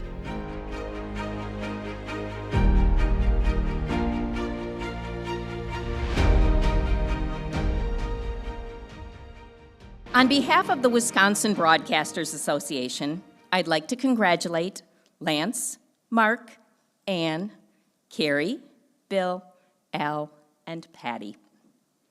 Thank you for your extraordinary contributions to our industry and your communities. And congratulations to all of you in this room. Sometimes, when you're in the trenches every day, the importance of what you do gets lost. Yet, what you do is unmatched by any other local resource. Wisconsin's radio and television stations contribute approximately $270 million a year to their communities through fundraising efforts and donations of airtimes for public service announcements. Every single day, you inform us, you uplift us, you entertain us, you serve us, and for that, you should all be congratulated.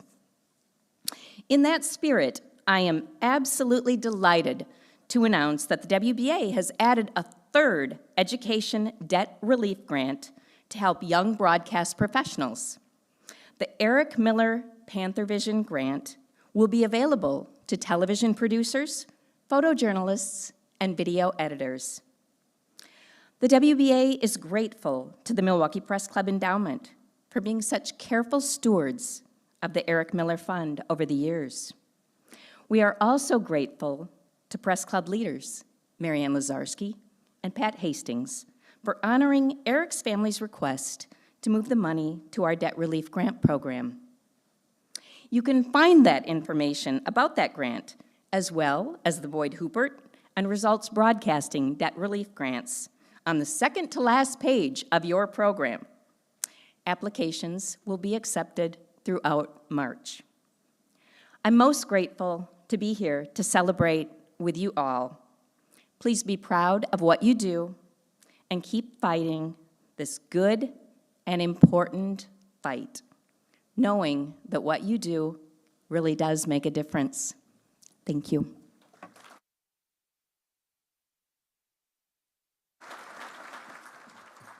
Very well said, Michelle. Thank you.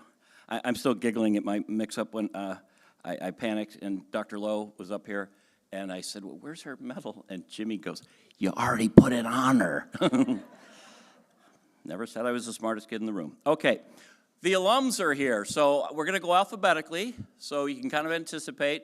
Please hold applause till they're all standing, but the Silver Circle grows every year, and that's the beauty. And what's really beautiful is that people come back. So if you're an inductee today, you're always welcome. Jimmy Angeli is running camera today, coming out of retirement, so there he is right there. That's the one time I'll allow you to applaud, okay? We're going to get through this together. Kent Aschenbrenner, excuse me. Kent, thank you. Charles Benson is here. Stand up, Bigfoot. Where are you? There you go.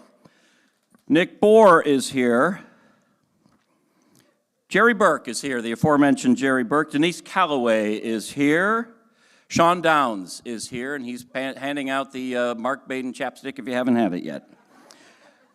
My old co-anchor, Joyce Garbasiak, is here today. Joycey, welcome. Jesse Garcia is here today. Brian Graham is here with us. Rita Alleman is here today. Did I get that, Rita? Did I say it right? Okay, that's good. All right. I did it just like Baden told me to. Who else is here today? Jason Hunter is here today from WISN. Susan Kim is joining us. Dennis Krause is here. Marianne Lazarski was going to be here. She became ill, so we wish her well. Tony Lucas is here. Everett Marshburn is here. He is a gold inductee. So that is you're allowed to clap for the golds, yes. Dwight Moss is here. Dan Needles is joining us. Good to see you, Danny. Well, I'm here, Ted Perry. Renee Raffelli is here. Gary Reichstadt's working in our booth here. I've always wanted to be in a team thing with Gary, and here we finally are. Rick Reitenbach is here.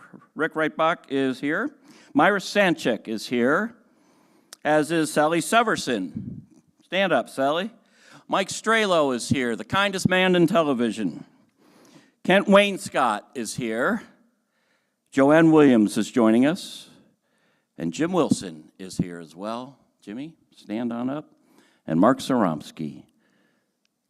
Number Z in your program, number 1 in your heart. All right. Congratulations and thank you for being here. You make this event special by honoring the new inductees. It means a lot to them. You ready, boss? Now, you can follow Mark Baden on social media for weather forecast if you like. He's an excellent meteorologist. There's no doubt about it. I prefer to follow him on social media for the dad jokes. Here's one from just this week. I'll do algebra and I'll do trig, but geometry is where I draw the line. I mean, how do you not love a guy who thinks to put that on? And you know it. I love it. I love it. Mark is cooler than the other side of a pneumonia front. Whether it's a hurricane or a blizzard, nothing seems to faze this guy. But a source tells me, woe be it to the person who doesn't turn on their headlights in a storm. Or worse, that young producer who has the gall, nay, the temerity, to write daylight savings time. I hear it gets ugly. Here's a look at Mark's Silver Circle career thus far.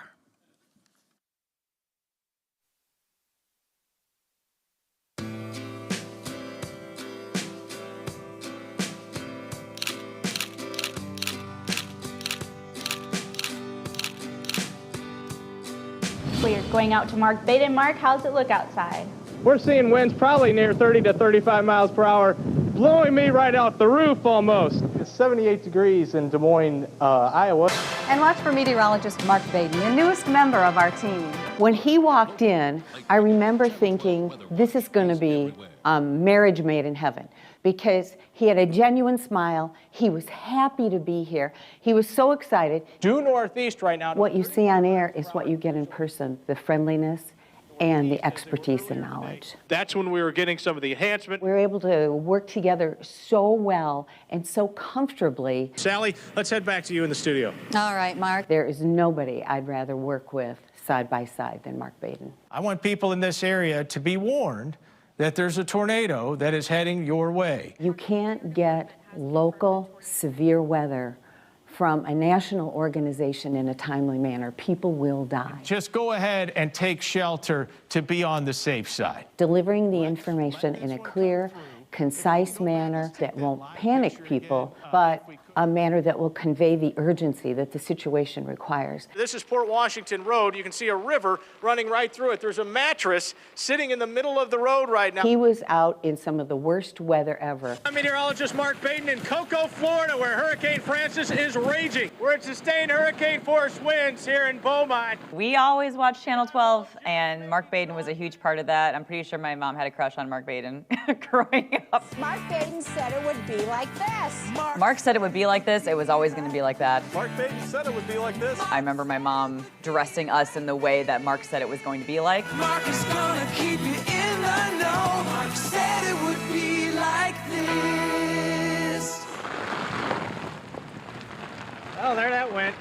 He is always smiling. He's totally himself. And then after I started interning here, I'm like, he's the exact same person that he is on the television. Linz, I'm going to throw it over to you, and you can talk about our new warning that's just come out. When I get to work with him, it's just like working with a brother or a family member because it's easy. I think what makes Mark a great meteorologist is he's really into it, and you can't help but feel that when you watch his weathercast. It's important to Mark, and it was important to me as well, to become part of the fabric of the community. Welcome to Oscar Night, America. Mark Baden has emceed every single event I feel in Milwaukee. Our own Mark Baden set the race in motion.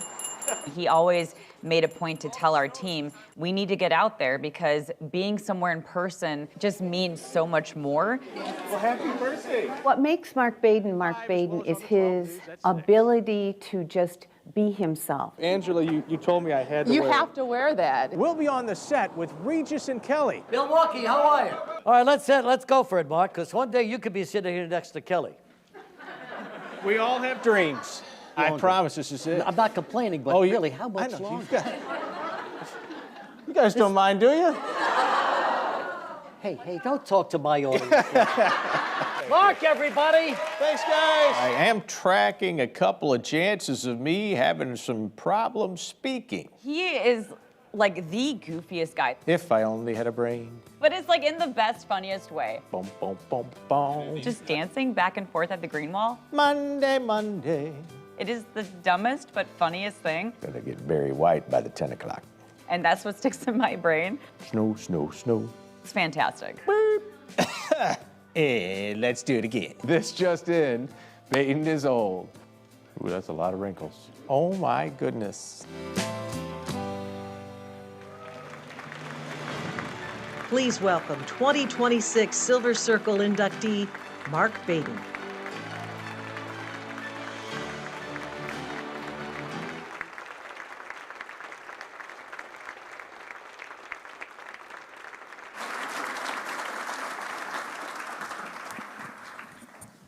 Wow, that was a lot.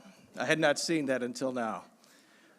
First of all, congratulations to my fellow inductees. How humbling it is to be here. So much talent in this room, so many people that, I mean, what am I doing here? This is really a very high honor. For those of you that know me know awards don't mean a lot. This one does. So it is great to be here with all of you. And I'm going to warn you, by the way, I forecast for a living. There's about a 100% chance I'm going to get emotional in about the next 30 seconds. I'll start with the hard part. My mom and dad, thank you for being here. Thanks for my moral compass. Thanks for my ethical compass. Thanks for treating me wonderfully, but making sure that I treat everyone wonderfully. That comes from you. To my incredible in-laws, Tom and Sharon, and I say incredible and you are, thanks for treating me like the son you never had. And especially, thanks for letting me marry your fantastic daughter. To my 3 daughters, Grace, Claire, and Kate, 2 out of 3 are here. The other one, Claire, is currently on an airplane to Portugal. Dad, Silver Circle, Portugal. Portugal wins. And finally, to my rock, my everything, my wife, Heather. Thank you for all the sacrifice to let me have the career I've had. So thank you. All right. Whew. Hard part's done. Let's go back to March of '97. What in the world was Hearst Television thinking? I was 26 years old when I became chief at WISN. And I was up, first of all, I was a cocky kid. I thought I was going to take Milwaukee by storm. I mean, this is nothing. I've got this. But then I realized, oh man, look at who's at the other stations. I've got Paul Joseph, John Milan, Vince Candela, Bart Adrian, Jim Ott. Those combined had been at the market for like 180 years. I mean, these were juggernauts. These were the absolute giants in broadcast meteorology, not just in Milwaukee, but literally they're known around the country. And so somehow, some way, I got through it. They let me continue on. One of the reasons is you saw it right there. Mark said it would be like this. I give creative services a huge amount of credit for my career. Why? Because I was an unknown. I mean, literally, I was this kid who somehow was chief in Iowa before he came here, but they gave me a chance, and I was lucky enough to work for an incredible TV station. I'm still lucky enough to be there. I don't know how I was given the opportunity to work for Hearst Television, but it's really worked out well. And I hope I can finish it out. I'm not done, by the way. It does feel like a retirement speech in many, many ways. But the Mark Said It'd Be Like This campaign was huge. And so it really allowed me to spread my wings here in Milwaukee. And I'm so glad. Could have gone other places. I am so glad I didn't. This has worked out so well. I am such a fortunate person. I'm moving along pretty good. This isn't bad. I want to recognize the people that don't always get recognized. The producers, the directors, the editors, the assignment desk, the photographers, all the engineers. I know I'm going to forget some people, but let's recognize them for their hard work. They often don't have a chance to get in the Silver Circle, but they need to be recognized for what they've done and what they continue to do. So I thank you for this incredible honor. It is really special. This will mean something to me for years and years to come. And I leave you with one simple thing. You knew I wasn't going to make it all the way without doing something silly. So, do you know why they're called news anchors? Because they weigh down the news until you get to weather. Thank you, everybody.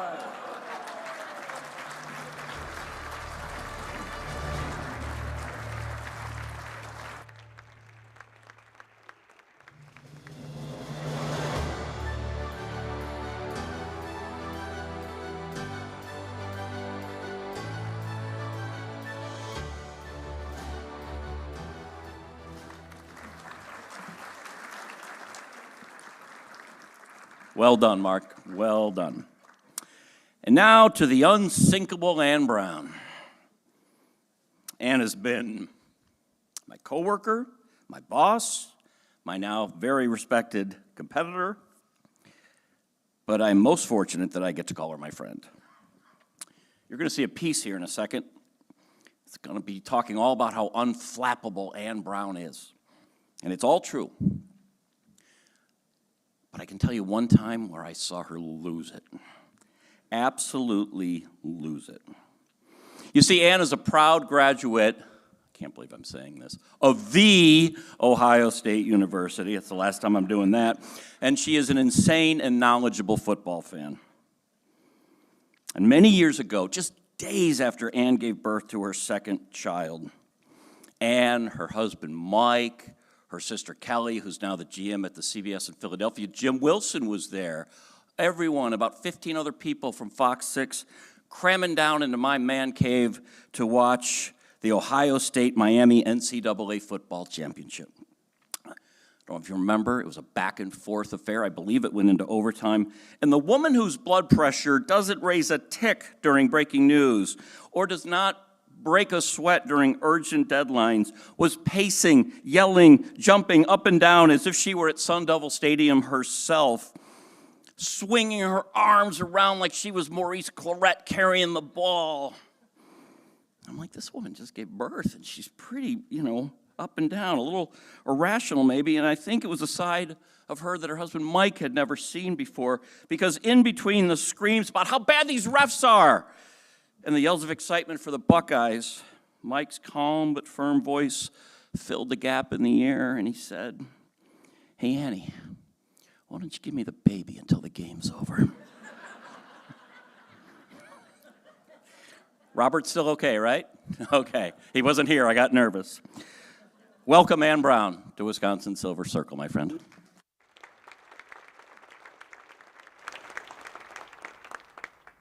Ann Brown is a force. One of the best bosses I ever had. A great leader. Such a caring individual. She is smart, she is funny, she is eloquent. As my father would say, Ann has been the fairy godmother of my career. I have VHS video of her in her senior year in college as she was trying to get a reporting job, and she was talking about the rejection letters that she got. She was brought here as managing editor, and she had this big city experience because she worked in DC, and that had instant credibility with us, but she didn't act like it. If I'm working in a newsroom with Ann Brown, I'm grateful that that reporting career never took off, because who she is as a leader was meant to impact this world.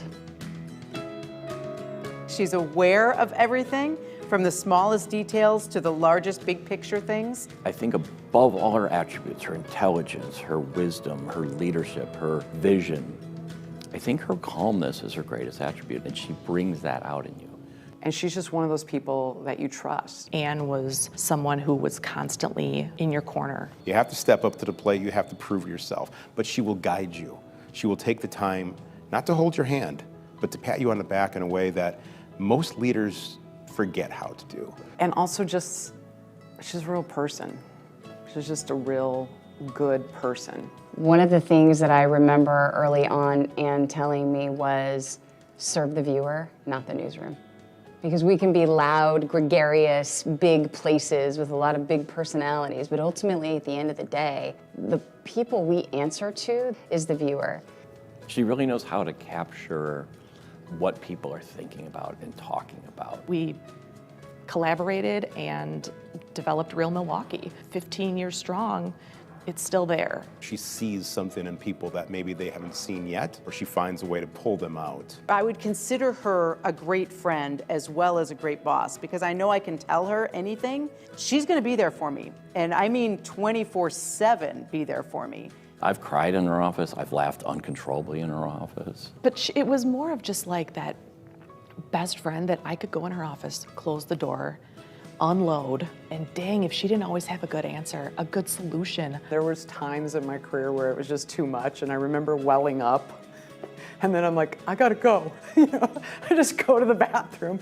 Anne would come in a couple moments afterwards, like, okay, like, let me talk you through it. Those are friend moments. She also has shown me how selfless a person can be. When my sister was battling breast cancer, she had young children at the time, and it was a scary thing for them. And I remember she called me up because she was starting to lose her hair. And I said, wow, what are you gonna do about that? And she said, well, you know what? She said, I'm gonna turn it into a party. We're gonna pour a glass of wine, and we're all gonna take turns cutting my hair and shaving my head, because that way it becomes something fun. I remember when Anne called us all into the office to tell us about the diagnosis. And what's kind of funny is that Rob Haswell wasn't there that day, so we thought the big announcement was he was getting fired. Even with her health and all of that, my money's still always on Anne. Anne, congratulations on this 25-year celebration. Congratulations, Anne. Well deserved. It couldn't happen to a better person. Congrats, Anne. Annie, congrats on the Silver Circle. Overdue, but certainly deserved. Anne, congrats. And congratulations on this incredible and amazing honor. What other crazy stuff can I say for you? Please welcome 2026 Silver Circle inductee, Anne Brown.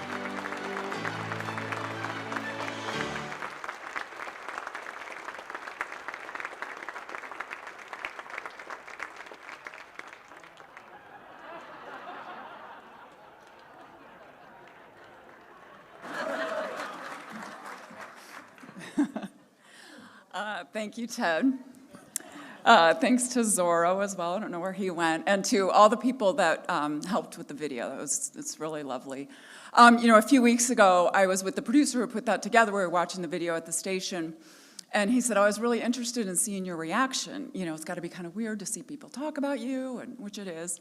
But my reaction was just, I mean, I was just grinning ear to ear. I was laughing, all flooded with all the memories, and it was just great. It was just really great. And it made me think of this quote that the great violinist Isaac Stern had said when he was talking about music, playing music. And he said, anybody can play the notes. The music is what happens in between the notes. And I thought, you know, how true that is. All the little moments that add up that we don't really realize, and all the little connections that are the music of our lives and put together our lives and our careers. We might not even realize that they're happening. Like for me, I don't know that I realized almost 30 years ago when I was moving from DC to Milwaukee, I reached out to Jeff Kiernan, who graciously took my call. We had a couple calls, tried to figure out a job for me at TMJ4. It didn't work out. So I ended up over at Fox 6, which was great. I worked, I don't know, maybe 10 feet from Carrie Doctor for years. I worked literally 3 feet from Ted because my desk was right behind his. And we had a good professional relationship. We became better friends when he dated my sister, which I do recognize that having a sister who dated Ted Perry doesn't put you in exclusive company. But it does forge the way for a very, very good friendship. Ted and Kelly babysat the infant son he referenced during the football game. 3 years after that, that infant son went to preschool with Baden's daughter. So we got to know each other in preschool. Years after that, I'm down in Chicago at Trib Tower for budget meetings, and somebody's giving me a tour, or we're kind of walking through, getting a guided tour, and they're like, oh, that's Steve Farber over there. Years later, Steve's at Weigel and hires me to be the general manager at CBS 58. He has supported me in numerous decisions that I've made, one among them, hiring Lance Allen. It's all the moments, it's all the music, and it's happening now. I want us all to recognize that, and I really hope that we do. These are the moments. In between these big moments, it's the little things, it's the laughter, it's the comments. That's what holds us together. My husband, Mike, is very good at the little moments. We're not necessarily big moment people. He's very good at the little nuanced ones, and I would certainly be remiss if I left here without saying thank you to him publicly for the love and support that you've given me over the years. And I do venture to say that there are several people in this room who have benefited from the sage advice of Mike Brown, as he has counseled me through my years. So as I wrap up here with just a heart full of gratitude, I just want us all to try to remember that, from the young students who are putting this together, to Owen, who we met earlier, to those of us in the server circle who are in between, somewhere in between, that let's not just play the notes, right? Anybody can do that. Let's get out there and make the music. Thank you.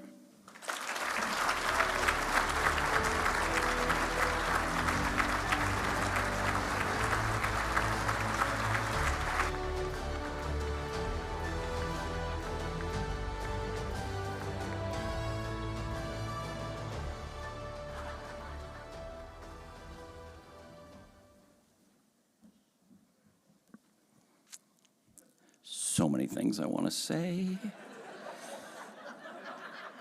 I'm going to walk over here and go, oh, this is what the high road looks like.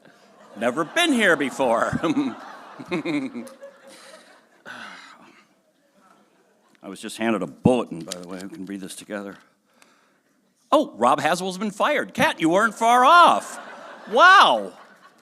Rob Haswell has not been fired. Stand down, everyone. All right. We're going to end this afternoon with Jeff Kiernan, which is fitting that Jeff goes last because his entire career has been spent putting other people first. How respected is the man they call Scoop? I know this, that people at other stations have called him for career advice. I know this to be true. A former employee says he still doesn't get enough credit for being a risk taker, a pioneer, a genius at finding not only on-air talent, but someone with a keen sense of knowing who works best and where in the ecosystem of a newsroom. That he's skilled in taking a diverse group of people and coaching them to be their best and getting them to see a single collective vision. That's easy to say. It's nearly impossible to do. Susan Kim now, with a look at a brilliant career that is far from over. Jeff Kiernan's Silver Circle TV news career began 40 years ago in radio. When he eventually landed at WTMJ AM in Milwaukee, he quickly impressed TMJ4's main anchor at the time, Mike Goucher. It was his intensity, it was his maturity. For those of us working on the television side at the time, we could see the potential, and I think most of us began to think, why don't we have him come from radio news into the TV newsroom? Jeff made the move, but his career at TMJ4 almost ended as it was beginning. Jeff was the assignment desk manager and forgot to call his new boss when the Jeffrey Dahmer story broke. Vats of acid, body parts, serial killer. Any one of those would qualify for calling and alerting your news director. Despite the rough start, he and Jim went on to become a power duo, helped by Jeff's many connections. In Milwaukee, before the internet, there was Jeff Kiernan. He was wired everywhere in the city. His nickname is Scoop. Scoop took over as news director in 1995 and stayed nearly a decade before CBS snatched him away. He went on to lead 3 0-0 stations. I think Minnesotans are very personal people. Well, it's been almost 20 years since Jeff Kiernan left WCCO, but his legacy lives on. He came here when our newsroom was in a bit of turmoil. He brought stability and reinforced journalism. I can always remember walking around the newsroom with a coffee in his hand, always. But he was the first one to roll up the sleeves and jump right in when something was happening. We had a show called Monsters in the Money, which was completely changing the morning show, but he had me produce it. And actually executive produce it. And it was one of the most challenging times in my life, but it was also one of the most rewarding times. Milwaukee eventually reached out again, and Jeff returned to TMJ4 in 2018. Kiernan 2.0 led the station's coverage during the pandemic, civil unrest, and a mass shooting at Molson Coors. You know, I had heard how Jeff, helped coordinate breaking news in his newsroom, but I'd only heard stories, and that was the first time that I got to see it in action. And it was like watching a maestro conduct an orchestra. TMJ4's parent company, Scripps, got wind of Jeff's exceptional leadership skills. They soon called on him to lead newsrooms at other Scripps stations. And I started to hear about all the fantastic work he was doing in Milwaukee and Detroit, and I felt like I just had to get to know him and learn from him. Today, Jeff is vice president of local news for all Scripps TV stations and based back in Milwaukee. Throughout his 4 decades in news, he has impacted countless careers. Having your unwavering support from the start, it made it easy for me to come into a new station and be myself, and for that I will be forever grateful. It was at WCCO that I got an opportunity to go to the network to work for CBS News, and Jeff was so supportive of that. Despite the many moves, Jeff has his constants, a commitment to journalism and his newsroom. Nobody is going to ever outwork Jeff. Jeff is the only person I know that can leave the office on a Friday afternoon, spend the weekend in Dublin, and then be the first person at the office on Monday morning. And a commitment to Marquette University as a mentor and with an endowed scholarship for the journalists of tomorrow. Having someone like Jeff, who is an alum of the program they're in, it's easy for them to be able to imagine that they can accomplish the same things. From future journalists to veterans like us, congratulations, Jeff, on a Silver Circle career. This is truly a well-deserved honor. Congratulations. Hi, everybody. I'm Don Shelby. Hello, Jeff. Congratulations, bud, on this wonderful honor. 25 years in the Silver Circle. That's great. What? Oh, right here? Oh, this is what you want. Oh, congratulations on that. Did not? Oh, no, this is the gold circle. Yeah, twice as long. Whatever. Anyway, Jeff, I love you with all my heart. That love for Jeff, not limited to newsrooms. It is a unique experience to go to Moe's with Jeff Kiernan. It's probably the closest there is to going to Cheers with Norm. Congratulations, Scoop, on your Silver Circle Award. We're all so very proud of you. Congratulations, Scoop. We're so proud of you. Please welcome 2026 Silver Circle inductee, Jeff Kiernan.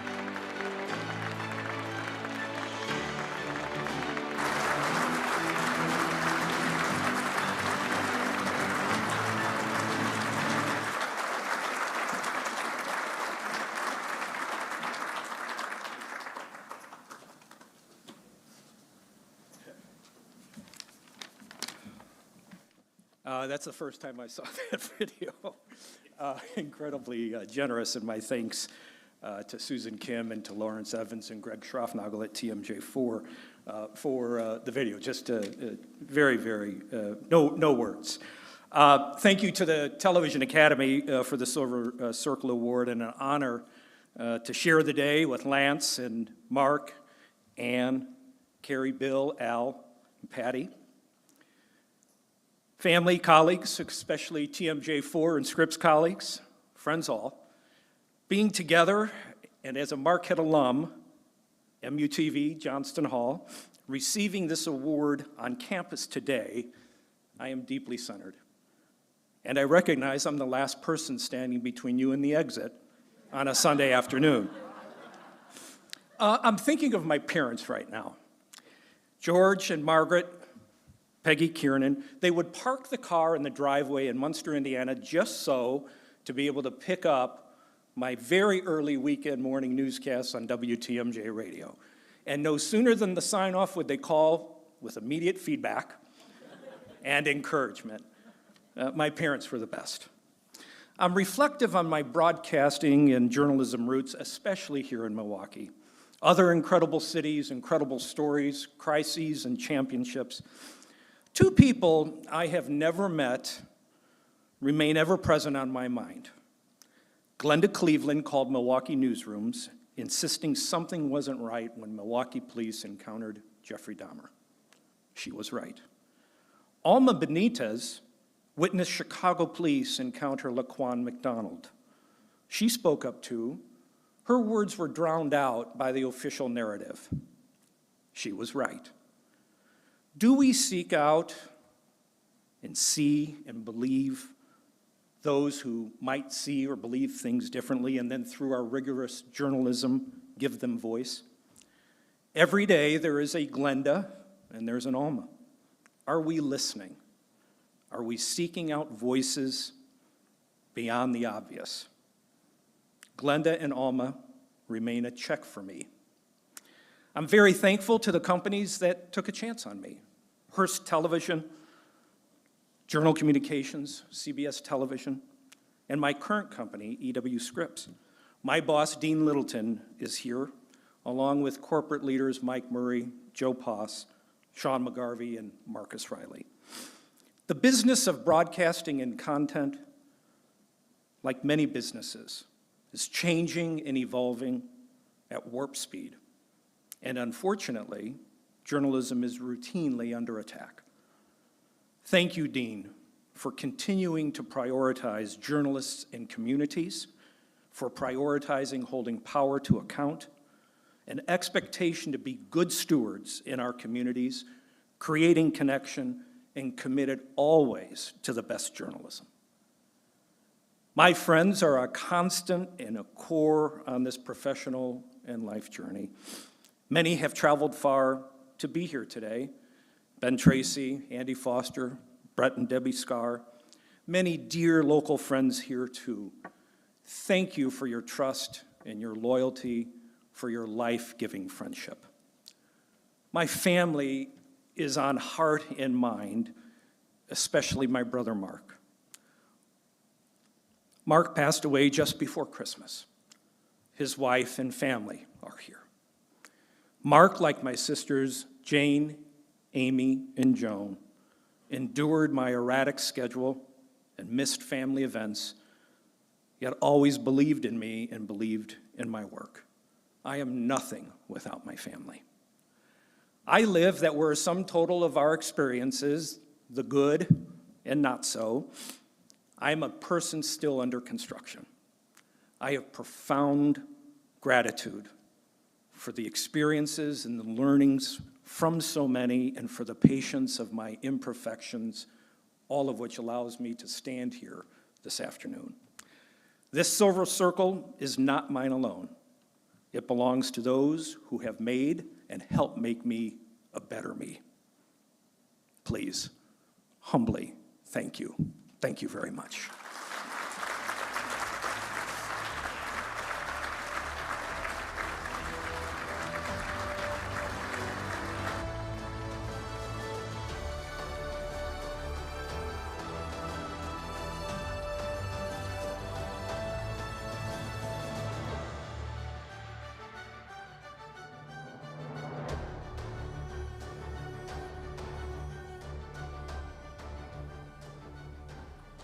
So very well done, Scoop. Thank you. Thank you for your words. They apply to all of us. Dwayne Walls, would you stand up, please? Dwayne? Is he here? Dwayne Walls. There. Sir, my apologies. I left you off the list of Silver Circle alums who are here, so you get the spotlight to yourself. Score one for the engineers. All right. Time to put a bow on what has been, well, for me, inspiring. The speeches, top-notch, including the cheap shots. One more round of applause for all of these 8 wonderful inductees. Can we do that? By the way, guys, the boxes are up here. I didn't know you can come up or I can deliver them or we can have, is it Nate? No, Nick, whatever. You don't really have a speaking part, Nick. Just, raise your hand. Nick can run them around for you. Want to give another shout out to the students of Marquette Media Production Team and not just college kids,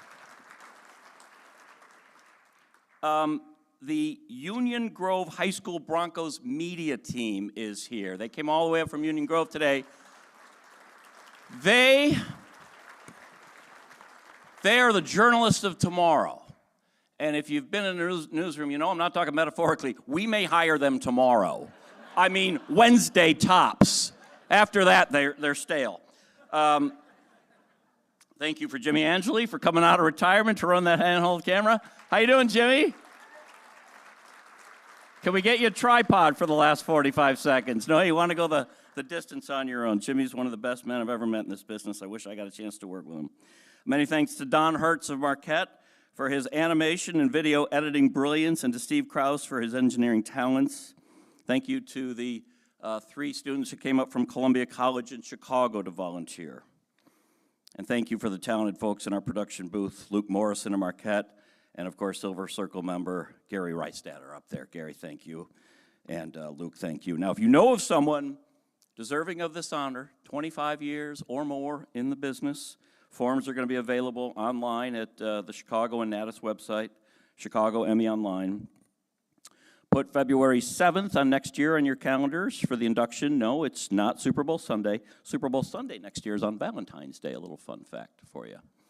And he didn't put it in the final thank you, but Mark Zaromsky, this doesn't happen without you.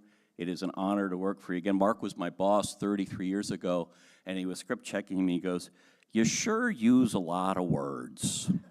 And it's nice to know that 30 years later, I'm still doing it. And finally, one more thing. If you have a sister, I hope she meets a nice guy, because I'm not available. All right, be safe, everyone. Thank you for coming.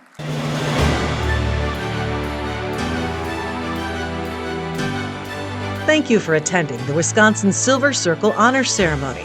If you'd like to nominate a potential honoree, please visit the Silver Circle section of our website, chicagoemmyonline.org.